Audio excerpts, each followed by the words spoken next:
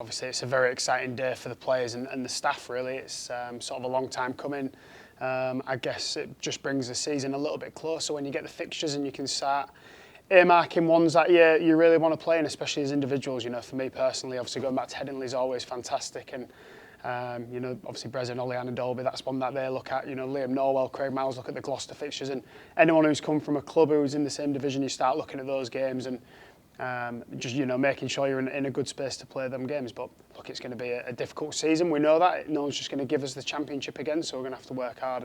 And look, Division 1 cricket is what everyone wants to play in. We start with Surrey at home, then Essex. Difficult matches, but to do it in front of your own fans, that hopefully will give us a good start.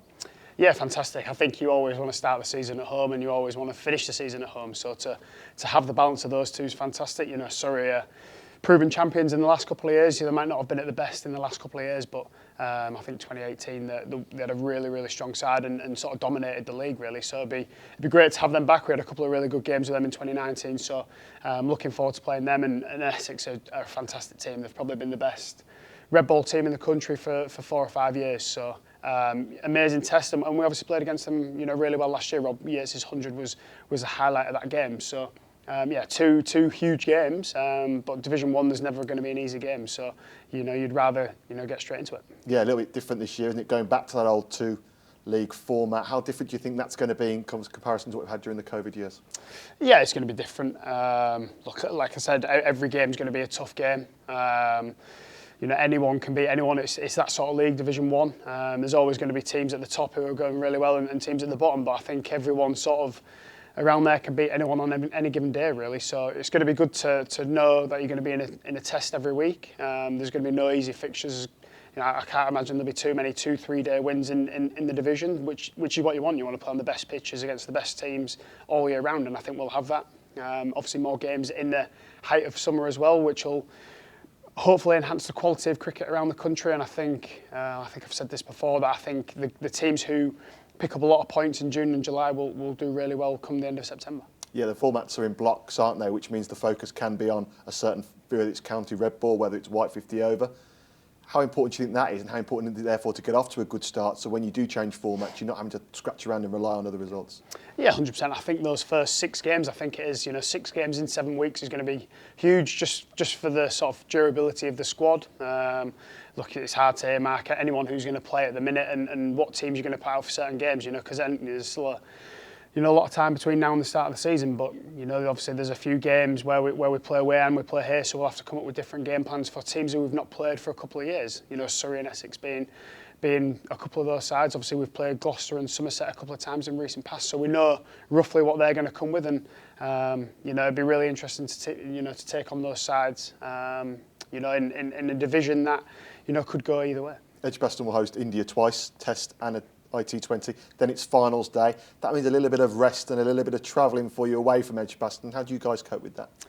I think we get used to it every year, to be honest. You know, finals day's an unbelievable spectacle here at Edgbaston, so we get used to being away when that's on. Obviously, when there's a test, you get used to it. You know, any big test ground, you get used to playing away. So, you know, hopefully it's not too long on the road. You know, we'll obviously spend a good quality of time on the road, you know, stick together as a squad. We might take different squads here and there for red and white ball. Obviously, when Carlos comes in, he'll, you know, be able to decide that for T20 as well, which would be great to have him back. So, you know, a lot of discussions between here and there. Hopefully, there's not too many injuries, and we can sort of mix and match and sort of earmark people for different games in that situation. And you know, the main thing is, as long as people are playing well and in good form, then you know we should be able to switch pretty easily.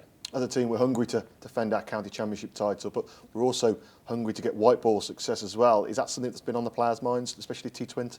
100%, yeah. We've done a little bit of T20 practice this week. Sort of just started that off now, and guys are looking good with the bat. Just, you know, topping up the skills as well with the ball. So it's obviously tough doing it indoors. You know, you don't replicate too many surfaces indoors, but we're, you know, obviously the coaches are coming up with some good ideas where we can, you know, get better and sort of improve.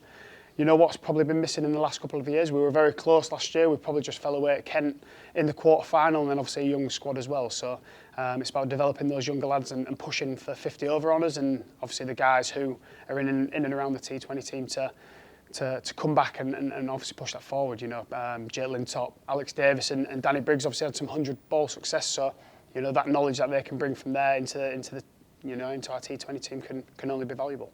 We saw at the end of last year how important the fans are. We've seen how important they are during T20 matches. They really helped us get over the line, didn't they? That final day, they helped lift the county championship. It was so special to have them around. What part can they play in 2022?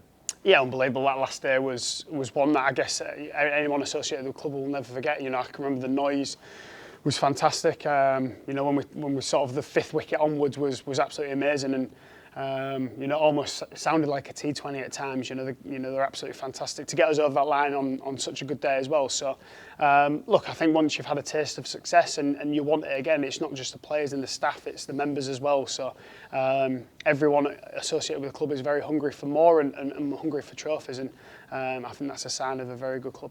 A lot of comments have been coming out saying it's all about 2022 now. We've got to kind of forget about 2021. But on that first morning against Surrey, how proud are you going to be walking out still as county champion captain?